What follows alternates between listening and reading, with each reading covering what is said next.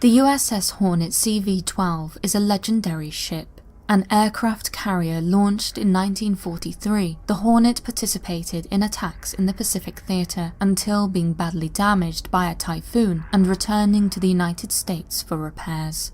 After the war, the carrier continued to serve, returning to the Pacific for the Vietnam War twice. Later, the ship was even chosen to recover the Apollo 11 and Apollo 12 astronauts as they returned from the moon. Eventually decommissioned in 1970, the Hornet was opened to the public in 1998 as a museum in California, and so the USS Hornet's legendary status was preserved, not merely as a highly decorated aircraft carrier, but also as quite possibly the most haunted military ship in the world. In 27 years of active service, more than 300 people lost their lives aboard. The majority perished in combat, with others being lost due to horrendous shipboard accidents. For decades, those who have served on the ship, and indeed those who have visited in the time since it has become a museum, have whispered that the dead remain on board, continuing their duties in spectral form. A story of one such ghostly encounter comes from a man named Dan Brisker, who claims to have been aboard the Hornet from 1965 through March of 1969. According to his testimony, shared to a webpage dedicated to the USS Hornet, he came aboard as a machinist's mate striker, but was soon assigned to number 3 fire room. There, the machinery was loud, with those who served in such spaces quickly becoming accustomed to the constant noise. Cold iron, when the machinery was shut down, was, according to Brisker, the time that was the strangest. It was during this downtime when no machinery is running that you hear all the squeaks, creaks, bumps, thuds, moans, groans, and assorted sounds in that space. Whilst the sounds may have been scary to an outsider, they were normal to Brisker. The machinery space when shut down was undeniably eerie, with it being normal to occasionally have the feeling that you were being watched, hear muffled voices, or even out of the corner of your eye get a glimpse of someone walking to the back of the boiler, only to find no one there. Brisker knew it was all normal.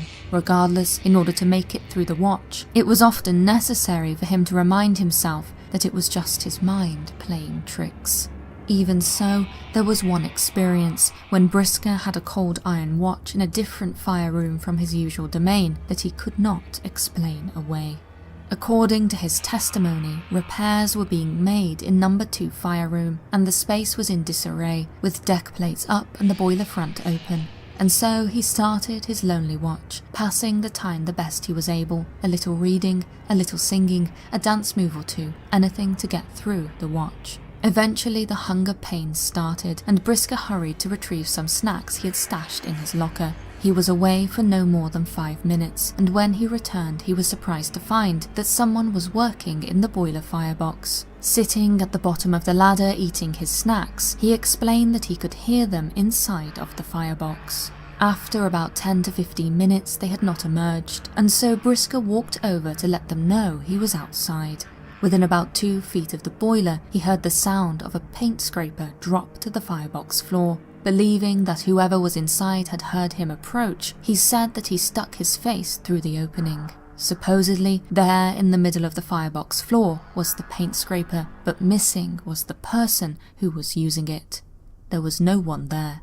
Brisker was convinced that only seconds before he had heard someone working inside. He had no explanation for what he had experienced. Ending his testimony, all he could say was this: from that day on, the explanation "it must be my mind playing tricks" just didn't work for me anymore. And so, if Brisker's tale is to be believed, it seems that someone who once worked on the ship was continuing to do so, even beyond the grave. Similar is a story from a US Coast Guardsman who volunteered on the Hornet in February 2009. Whilst helping to paint one of the ship's compartments, he and his fellow volunteers were dressed in white paper suits. In need of more paint, he left the room in which they were working and went off in search of the Hornet worker who was supplying our paint.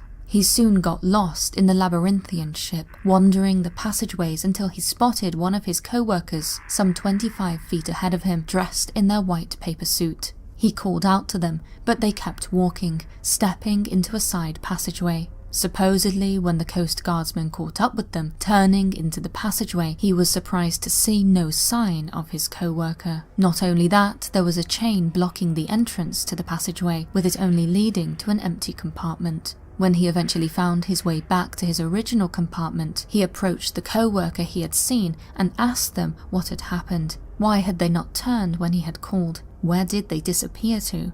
The co-worker was confused.